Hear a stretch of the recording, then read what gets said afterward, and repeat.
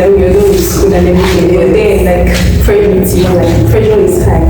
How to make money, the next step to make, even the man said to marry. Pressure, so hey, I remember my first carryover in school. It was in maths, and then I remember, yes, my mom was really supportive. I mean, she told me that feelings at the end of the world, things like that. But there was a time we were talking at home, and then she was like, I never had a carryover in school. Oh, that one is already. Down to incorporate, not shutting your children out when they want to tell you to, because from there, I think I had told her something and she shut me out.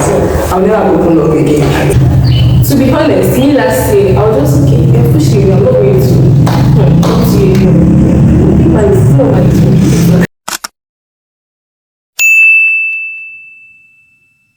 Hello guys, welcome back to Chiamaka Unscripted. We are your hosts for the day. We are taking over her channel today. I'm Favor Timothy and Mary Praise. It's good to have you guys in Chiamaka Unscripted channel. How does it feel to be a graduate? I mean, like, it's nice. The feeling is nice. I mean, you're done with school and everything, but then, like, pressure is high. It's higher because they're not thinking of like what next, because you're just thinking of the fact that very soon they'll soon start giving you pocket money. So they'll soon stop giving you pocket money. So you have to think of how to make money, the next step to make, even the man said to marry. What stood out for you on campus? What's that for me? Yeah. Like in a good way or in a bad way? Both sides. Okay. Okay, I think in a good way, putting God, like having God or holding God is a very good thing. Maybe like a prayer will not be answered and everything, but I just remember the faithfulness of God, His mercies, and the fact that He always comes through for me. And He gives me comfort, He gives me this assurance. And for the bad thing after that is that, oh my God, schools in the southeast. Like my brother was telling me recently of the statistics for schools in Southeast. The corruption in schools in Southeast is so bad, and I've heard about it. I didn't really pay more attention to it. I came to school, but my dear, in Southeast, and the corruption there is so much that you can't even read and pass your book. It's so simply. Sometimes it happens, but it's not common. Yeah. And yeah, hear people like year-ones. These people are just year-ones coming to school. What are they coming to do in school? When at year-one they're already thinking of how to sort their course, how to do things to pass and everything. And then you hear someone like people that in third level telling you with their mouth, with their full chest that, oh, I've not read any books since I wrote jam. And I'm like, they're not read jam with you 2020. But we have not read that this is 2023. Well, that's just by the way. The lesson I've learned from this whole school is just as you said, putting God first. Yes. Putting God first. Because you don't hold God. See, in school, if you're not holding God, I don't know what you people believe in, hold God. Either you hold God or you hold something else. Shall hold something. Preferably hold God. Like holding God. Because there are times when like trials, different things as Christians, temptations, everything. And if you don't hold God very tight, you fall, like you fall. Yeah. So it's preferably hold God, because without God, I don't know if I'll be here. So I want us to talk about this whole sorting of a thing. How has it been like on campus? Because I know generally it is not just in Southeast. Yeah. In school, all schools in general, be it private, be it federal, states. But firstly, we have to look at the sorting aspect. What does the Bible, or as a believer, what do you think sorting is? Okay, like the way it how would I put it now?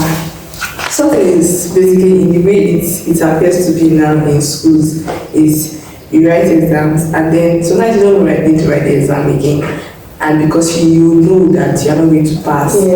Sometimes you believe that, oh, you didn't need to write the exam, you go and meet the lecturers, or sometimes it's just because the lecturers just have refused to let you go, and it's back on the fact that oh we have to fail. And before when I hear that kind of thing, to be like no that don't happen, but it really happens. Some lecturers are so wicked to the point that they love when their students fail their courses and stuff. So you now have to succumb to sorting. But when me, I don't really have an issue with is people that they don't come to class, they don't do anything. Like after sorting, after everything, what next? If you pay the money and then you come out here, you are like now we read anatomy, you come out from school and you can't even do one anatomical or maybe some procedure or maybe like a question, answer one simple question of life. And you're like, these people are coming out of school to become lawyers, to become doctors, to become nurses. I don't want people to touch me. I say, take your vegetables, so doctors of today, tomorrow, there are something causes now, so better. So please leave health. Let's not switch. Okay. I would want us to, for Timothy, what were your experience like on campus? Like, were there any darkest moments while you were on campus? There are moments. It's crazy, it's crazy. So the level. Okay. My 200 level was The toughest level of my life, because then I just from 100 level we do things that maths, chemistry, English, things that you're used to. But in 200 level now they're introducing you to a new thing, like you are hearing because anatomy in the head, like I know, hey, but then like you're now seeing this thing, like it's like now you're a student, that kind of thing. So the whole thing, being introduced to anything, everything, like it was really, really tough. Because I've not known this thing for a long time. I'm trying to adapt to it, and besides, like, let's not like it's not every time lecturer will come to class, so like or teach. So you have to learn these things on your own. I don't even have any little idea of this thing. So how am I supposed to learn this thing when I don't even have a small idea or something of this thing? So our best friends. But then, like to add to what you say, I think 200 level was also tough because that is where we got to know the wickedness of men. Like that's when our results started coming out, and then you're saying things and like this is really how it is. So yeah. 200 level is like crazy because you will leave secondary school being maybe the best graduating student, and then you're entering school. I'm not saying that everybody that graduated from secondary school being a best graduating student coming to you will not be, but like will still not maintain though. But like it's very hard because sometimes it's just So your darkest moment is 200 level. The topic for us right now, which is fear. I want us to make emphasis, like talk on fear, how it relates to academics on campus currently. Okay, so there's this common fear, which is the fear of failure. Just start first. Okay, so my own starts from, one started from secondary school when I wrote my first one, and I don't know what happened in that way because I believe I was intelligent, but most of the courses, most of the subjects in that way, I didn't pass them. I think we had issue in our center and stuff like that. So since then I've been so scared of exams. I went jam 3 times when I came to school. So like it was I don't know how to put it, but I've had this fear of failure, fear of writing exam and failing the exam. So my 100 exam, I wrote it with fear. I always used to tell my mentor like how I used to be scared of exam, even to read. So and because of the fear of failure, some people fear of failure drives them to read. Fear of failure makes me not read. Like sometimes I won't even read the book because I'm scared of failing the course and stuff. I can remember my auntie talking to me and she was like, oh, I should write SAT. I was like, what did I fail? And she was like, if you fail, you write it again. And at that point, I was like, no, I cannot write that exam and fail. I think where I said letting go of it was in my maybe 300 first semester, where I understood that, okay, by then I'm already written some carryovers in my life. So I understood that no, that this thing is just it's Satan will like trying to cripple me and not allowing me to do things. I still have it a little because I'm like fear of like even leaving school, what next to do, ways to make money, because I don't want to just be a normal person. I want to make impact in my generation, to bless people. So there's still this fear of like, oh, will I able to make it? Will I able to do the right thing to do? And stuff like that. As reduced a little, in my children level, I saw God help me so much. I handed it over to God.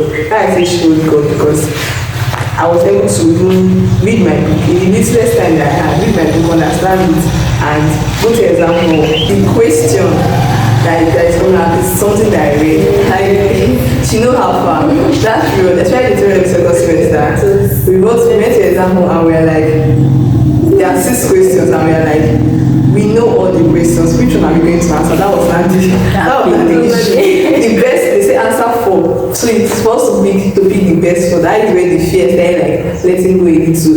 Like I said, letting go of it a little because it's still there now. Because obviously there's still this fear of like, oh my God, I need to succeed in life and stuff. But it has reduced a little bit. And that's just it for me. I just thank God. A lot of people, because of this, because of their fear of failing, they will now tend to do things that will not please God. As Christian students, I'm not going to say we should fail, we should embrace failure, but then don't be scared to fail. There's something my math teacher in secondary school usually tells us that said if you fall, you stand up. Don't fall and just lie down there. Stand up. So if you fail, don't be scared that, yes, obviously, like, failure is not a good thing.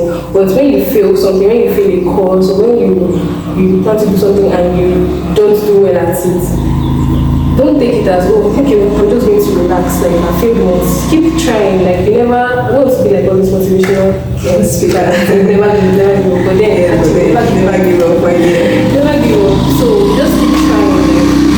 Yes, there are times you feel something, but you're looking at it like, if I don't feel this thing, that means I have to, compromise my views as a Christian. As Christian, you should actually embrace that failure first. Maybe that failure might be God's way of telling you that maybe wait, it's not the time yet, or something like that. So very plan on how to pass it. Yeah. So just Christian, just try to embrace. That was it. I just remember something that someone said, I think during this conference in actually, and the JCF president then said that one of the I think he was giving like 8 points of how to succeed and everything, even in life and in spiritual and everything, is the act of embracing failure. Like no longer seeing failure as it's yes the big thing, you failed and everything, but when that kind of thing happens, obviously it's great to sit down. Why did I fail? What did I do? Was it entirely my fault? What else can I do to get out from this situation and not fail again? And as you say, it's to stand up at the end of the day. You hear the word African parents. Life on campus, they get pressures at home, coming from an African home. The pressures, hey, I remember my first carryover in school, it was in maths, and then I remember, yes, my mom was really supportive. I mean, she told me that, oh, failure is not the end of the world, this, that. But there was a time we were talking at home, and then she was like, I never had a carryover in school. Oh, that one hits me. I was like, Jesus. See me that I'll be better than my mother. Is this how to be better than my mother, like my family? Is this how it is going to be? And then, like, everyone is looking up to you, everyone is expecting you to be good, everyone is like, pressure is high, and African parents, but still nothing. Okay, for me, I would like to say I didn't really feel a lot of pressure. I think the pressure that I felt was before I entered school, the period of YK and jam and everything. But in school, like when I had my first carryover, I had my mom, like, she had carryover in her school, in her own time too. So it was like she understood, even when lecturers started like stressing me out and refusing to upload my results or my right results. She understood some of it because obviously not the same thing I discussed in that time, but she understood where I was coming from. So the pressure I felt was really on myself, like me feeling pressure on myself, like I have to succeed. Like, they can't spend this kind of money on me and I don't succeed. So it was actually like self-pressure, not from them. Reverse is the case. You were the one pressuring yourself, not your African parents. What to talk about is about support. So the support system you had while on campus, what were you like? Talk about the people who supported you, family, anything. Talk about the support system. The support, does it have to be financial support? Be it finance, be it anything, moral support, every support. One of the things that God blessed me with in this house is support system. Like, I don't know how I would have done it without them. And the funny part about it is that I didn't really have friends before coming to House. But House have given me a lot of friends that I know that I can just call and like boy and a food. So that's just it. And financially, like I've had really good. My parents, my uncles and aunties, like recently said, I told you how like I signed up and then one of my aunts was like, send the account number, let me send you something for signing up. And I'm like, hey. So financially, yes. But then for like friend wise and in school, yeah, I've had really good support system. Boys, girls, people that I can just go to and talk to, even when I'm feeling down. Although sometimes if I'm feeling down, I may not want to burden them, but then like when you just go to meet them, they're like, what is wrong? Are you okay? They are there to help you. And every time that maybe you call on them and stuff like that, like they're always there. Like my support system in this school, there are up to 10 people I can easily talk to about different things. So I know people to talk to for different things, and that's just what I've been helping me to for support system. Just like financial support, mostly from my parents, my mom. My mom used to try their best, and then emotional support. I'm just grateful to God that I came to this school and like the people who placed my roommates, like I've never really had like really bad roommates, like very, very bad roommates. So my roommates has been like some of them, not all, but then like most of them have been like really, really nice and supportive. Then my fellowship, like this. I've made friends from my department like this one. I'm just grateful to God. So I've had like support from like friends, emotionally, financially, my parents, and even my mom too. Like she supports me morally, emotionally. Like something happened yesterday, and I was scared to tell my mom. But when I told her this morning, she was just so calm about it. And I'm like, this woman wake up on the right side. Because I told her by 5 a.m. Like 5 a.m. Like I feel like you should wake up, like, yes, wake up good, but like, by 5 a.m., tell me about your problem, like, isn't that weird? But she didn't even react in a weird way, she was just so cool about it, and I'm like, okay, is it that? Okay, I was just so cool, so the next thing, like... I have to say that parenting, the kind of parenting your mom is showing you, what is your takeout from it? Your mom, your parents, what are your takeouts? It's something I feel like some of the things she does to me, I feel like I'm going to pass it down to my own children, because my mom is not the type of person my mom can chaperone, but then she's the type of person that when she slaps you with her right hand, she's going to hold you, draw you back like with her left hand, like everything. Even growing up, when my mom beats me, my mom will still call me, even though she doesn't say I'm sorry, but then she will still call you and be like, see, or she will now ask you like, she's like no, Ada will go you home, like like how we met I know. So growing up that's been like that, and my mom is like, I guess.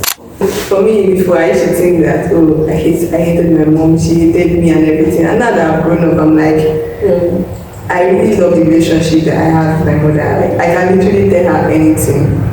Let's just say almost anything. And she's so open to it, because I was telling her how something happened in her house, and I was telling her, do that my younger brother took someone out on the date. Like, so normal parents will be like, small boy, how many years is taking? I was like, show her the picture that piece of her baby. Like, she was just so like, like, I hope you buy for her, stuff like that. Even me too, like when I come to meet her and talk to her about things, like she's just so open to it, and obviously she has gone through life for a very long time. So she's open to it, and also to tell me, and I feel like that's what I want to incorporate, not shutting your children out when they want to tell you to, because from here, I think I had told her something and she shut me out. I'll never open up again, and that's one thing I want to take on. Mom, who do you prefer? Because we are being biased right now. We have just been saying mom. Alright, so my mom, but my dad too is also cool. Like I can talk to him about like some life issues and some like academic stuff and so. But my mom is someone that I'm closer to. I would have said my dad before, but you know, I think at the point when children grow up, girls especially are closer to your dad, and then at some point you just switch up to your mom. And you don't agree. For me, my mom, like I'm closer to her. I understand. Like I feel like I'm becoming a woman, you know. I understand where she's coming from, something that she has had to go through as a woman. So yes. Okay, I think mom too. I love my dad, don't get me wrong, but as she said, when you're growing up, you always cling to your dad. I was such a daddy's girl growing up. Like most of my pictures of when I was younger, where with my dad, like to always be my dad carrying me. But like now I've grown up and like I'm still close to him, like to some extent. I can still talk to him about some things and everything about things and other stuff too. But like I now very much closer to my mom because as she said, I'm now becoming a woman. I think you're talking in response of your only child. Yes, So I know you're not. So I want to wrap it up for personal moments for this conversation. It's what's your take on friendship? Should I go? Okay. Friendship. I don't know which aspect you want me to talk about, like just friendship and okay. So I feel like friendship is one of the strongest support system anybody can ever have. Like people underestimate the power of friendship. They always like, oh, the mates on their own, they think they don't lonely at the top. I don't care about all that. I want to be there with my, I'm telling them that I don't want to be the one that they're calling and they're like, oh, maybe she's telling her children that I need this person. We all of us, we are at the top and we are like each other's connection for our children. So we're both driving now in our big cars, in our Rolls Royce. So like, but then I've really been caught by friendship and like trust and people just letting go for no reason. You just do some friendship and like what happened, and I feel like sometimes too maybe I'm the one because of that recently. I just noticed the way some things are going. I just want to back out, and that's one of the ways that God has been helping. Recently, the Spirit talked to me about it. I think Christmas time, like I know you've been hurt by friends, but then now you are the one doing the hurting because you're the one now backing out. You're the one now, before even a situation arises, you don't want to hurt yourself, so you're now hurting others and stuff. But then, like, there was something that someone said recently that really stuck in my head. So, like, if I trust you and you break my trust, I'm not going to lose trust. Like, I'm not going to stop trusting people. I just lost trusting you, but I'm not going to stop trusting. And that's one thing I want to like take home, because you see, even in like relationships and everything, a man breaks someone's hand and they're like men are scum. Men, no, that man broke your heart. That man is a bad, he's scum. But men are not scum. That's one thing I keep on saying in my head, like this kind of like men are wicked. Men, no, some men have proven to be wicked, but I'm still going to trust some people because you're not that broke my trust. You're not going to deprive me of trusting somebody again. And that's one thing that the person said justice here, and some of the things that I really want to incorporate into my life. So for me now, like I said, it's very, very, very much valid. And then I feel like friendship is like a two-way something.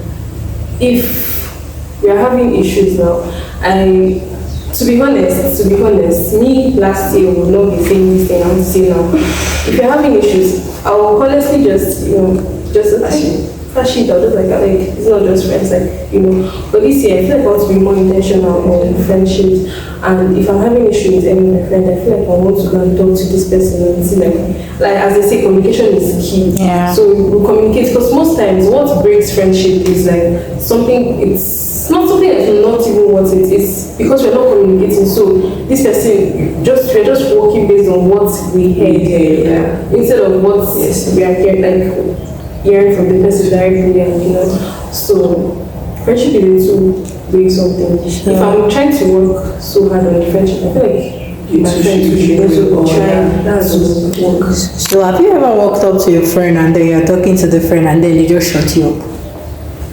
yes. How did you feel? I felt like this person, maybe the extent I'm taking this friendship to have been like the way I'm taking this person as my friend, the person does not just feel the same way. Like there are some friendship that I had to let go of. I was telling you recently how like I had to even pray to God to help me to let go because I knew that I was the one seeing this person as a friend, as a close friend. The person did not really see me as that. We're just acquaintance, maybe in the person's head and stuff. So like I felt I would feel bad and maybe I would try to talk to you again. If I see that that's no, oh my God, I'm letting go. I can't like this is a year of like obviously we're going to try for better friendship and everything, but then where we are not wanted, where we are not needed, just we just take ourselves out of the situation. So I have been in such a situation before, and it's not really a nice one to be honest. Yes. I mean, you're walking up to this person, maybe something happened to you, and you're going to this person to talk to this person about what happened, and you're like in your feelings, and you're like, see, and the person is like, and then, you know, like giving you attitude. It's just like, it's very, very sad because I mean, I'm not the type of person to open up to everyone. So, me coming to you, I'm not trying to say, oh, you should feel special, but then again, you should feel special because I'm trying to come to talk to you, like, I'm dealing with something now, and I'm trying to talk to you. I've seen you as, oh, you are worthy to like, know about this thing, and then you're just like, you know, pushing me away. To be honest, me last year, I was just okay, you're pushing me, I'm not going to talk to you again. People is still my but this year, I feel like, yeah, we'll try to come in better people. New year resolution, guys.